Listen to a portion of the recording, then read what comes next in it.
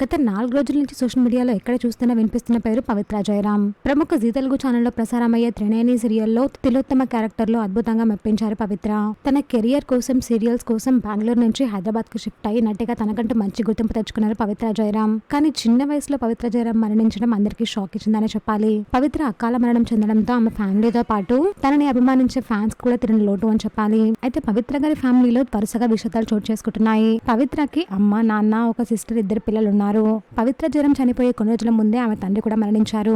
అప్పటికి 2 నెలలు కూడా కాలేదు. తండ్రి మరణం నుంచి పవిత్ర ఇంకా కోలుకోలేదు. చందు పవిత్రకి తన తండ్రి బొమ్మను గిఫ్ట్ గా కూడా ఇచ్చారు. నాతో ఇది జీవితాంతం ఉంటుంది అని రీసెంట్ గా పవిత్ర ఒక వీడియోని కూడా షేర్ చేసుకున్నారు.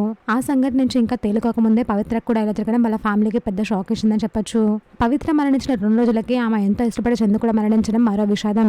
ఆమె జీవితంలో 2 ముఖ్యమైన వ్యక్తుల్ని 2 నెలల వ్యవధిలోనే కోల్పోవడంతో పవిత్ర జయరాం తల్లి గారు ఎలా బయటపడతారో ఆమెకి ఆ భగవంతుడు ధైర్యం ఇవ్వాలి అని ప్రార్థిస్తూ కమెంట్స్ పెడుతున్నారు.